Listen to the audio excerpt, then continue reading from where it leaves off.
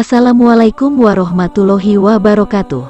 Syukur alhamdulillah kami ucapkan, tak lupa solawat serta salam semoga senantiasa tercurahkan kepada junjungan kita Nabi Agung Muhammad Sallallahu Alaihi Wasallam, keluarga, serta para sahabatnya. Sahabat beriman, terima kasih telah mampir di channel Farid TCG.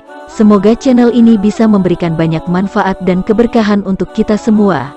Bagi yang sudah subscribe, kami ucapkan banyak-banyak terima kasih atas dukungannya selama ini. Bagi yang belum, ayo subscribe channel Farid TCG dan aktifkan lonceng notifikasinya agar tidak tertinggal update-update video selanjutnya. Jangan lupa untuk like, komen, juga share video ini sebanyak-banyaknya agar bermanfaat untuk orang banyak. Sahabat Farid TCG dimanapun berada, kali ini kami akan membawakan kisah-kisah kehusyuan dan kehuduan Rasulullah Shallallahu Alaihi Wasallam dalam mengerjakan sholat.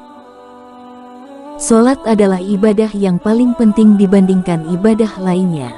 Pada hari kiamat, amal yang pertama kali akan ditanyakan setelah iman adalah sholat. Baginda Nabi Shallallahu Alaihi Wasallam bersabda, batas antara kufur dan Islam adalah sholat.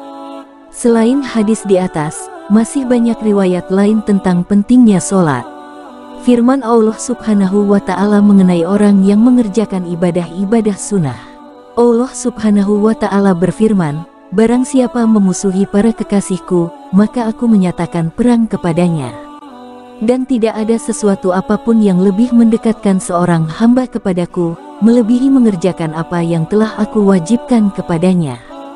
Dan tidak henti-hentinya seorang hamba mendekat kepadaku dengan ibadah-ibadah sunnah, sehingga akhirnya aku menjadikannya sebagai kekasihku. Kemudian aku akan menjadi telinganya yang dengannya ia mendengar, menjadi matanya yang dengannya ia melihat, menjadi tangannya yang dengannya ia memegang, menjadi kakinya yang dengannya ia berjalan. Jika ia berdoa meminta sesuatu, aku akan mengabulkannya.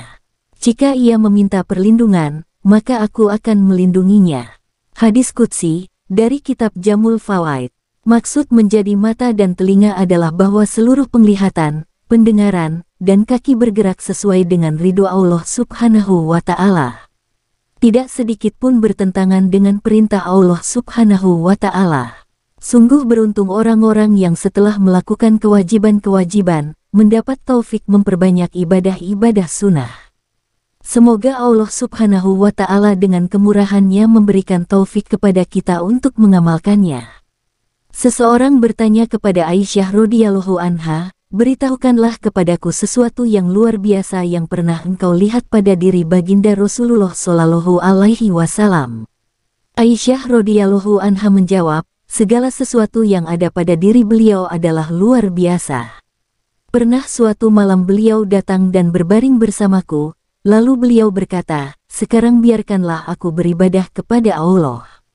Beliau bangun dari tempat tidurnya, kemudian mengerjakan sholat. Begitu memulai sholat, beliau langsung menangis bercucuran air mata sehingga membasahi dada beliau. Selanjutnya, beliau ruku, sambil menangis. Ketika sujud, beliau pun menangis, dan bangun dari sujud pun masih menangis. Tidak henti-hentinya beliau berbuat demikian hingga Bilal memberitahu beliau datangnya waktu sholat subuh. Aku berkata, ya Rasulullah, mengapa engkau menangis sedemikian rupa? Bukankah engkau orang yang maksum, dan Allah Subhanahu wa Ta'ala telah berjanji akan mengampuni dosa-dosamu, baik yang akan datang maupun yang telah lalu?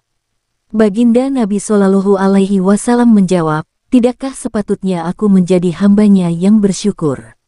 Lalu, beliau bersabda, mengapa aku tidak berbuat demikian?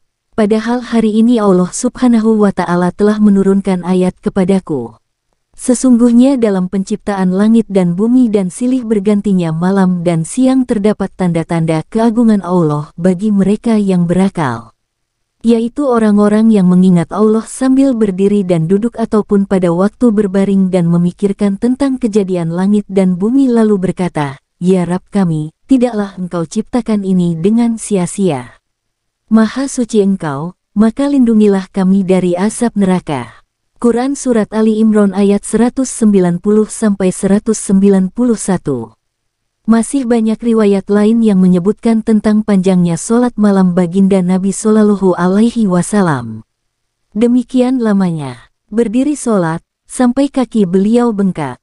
Sebagian sahabat radhiyallahu anhum berkata, "Ya Rasulullah, mengapa engkau berletih-letih dalam mendirikan solat, padahal Allah Subhanahu wa Ta'ala telah mengampunimu?" Baginda Nabi Shallallahu Alaihi Wasallam menjawab, "Tidakkah sepatutnya aku menjadi hamba yang bersyukur?" Auf radhiyallahu anhu bercerita, "Suatu ketika, aku berdua bersama baginda Nabi Shallallahu Alaihi Wasallam. Setelah bersiwak dan berwudu, beliau berdiri untuk sholat. Aku pun menyertai beliau sholat. Pada rakaat pertama, beliau membaca surat Al-Baqarah. Apabila menemui ayat-ayat yang menjelaskan tentang rahmat, beliau akan berdoa lama memohon rahmat Allah Subhanahu wa Ta'ala. Jika menemui ayat-ayat yang menjelaskan tentang siksa, beliau akan berhenti lama untuk berdoa memohon perlindungan dari siksa Allah Subhanahu wa Ta'ala. Selesai membaca surat Al-Baqarah, beliau ruku, dengan ruku yang panjang seperti ketika membaca surat Al-Baqarah.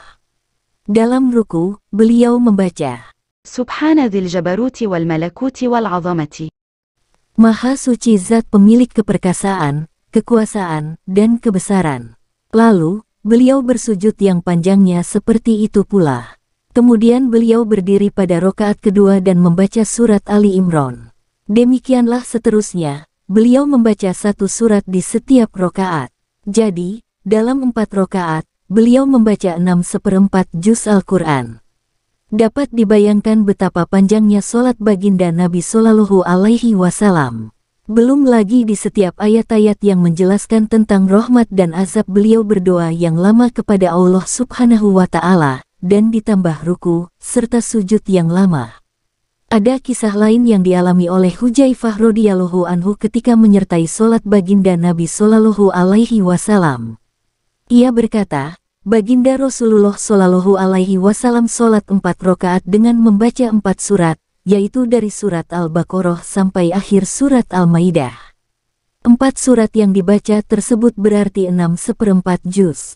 Baginda Nabi Shallallahu Alaihi Wasallam membacanya dalam 4 rakaat. Sebagaimana disebutkan dalam banyak hadis, beliau biasa membaca Al-Quran dengan tajwid dan tartil. Ditambah lagi di setiap ayat-ayat yang menjelaskan tentang rahmat dan azab, beliau berhenti untuk berdoa, di samping ruku dan sujud yang panjang seperti itu. Kita dapat membayangkan betapa lamanya baginda Nabi Shallallahu Alaihi Wasallam mengerjakan solat 4 rakaat ini. Bahkan, beliau pernah membaca surat Al-Baqarah, surat Ali Imran, dan surat Al-Maidah dalam 1 rakaat yang kurang lebih sebanyak 5 juz. Hal ini dapat dilakukan jika solat telah menjadi kecintaan dan solat telah menjadi penyejuk mata, sebagaimana sabda baginda Nabi Shallallahu Alaihi Wasallam, penyejuk mataku adalah solat. Ya Allah, berilah kami kekuatan untuk mengikuti beliau. Terima kasih telah setia mendengarkan kisah ini sampai selesai. Semoga dari apa yang telah kita dengar bersama, kita bisa mengambil pelajaran untuk bisa kita terapkan dalam kehidupan sehari-hari.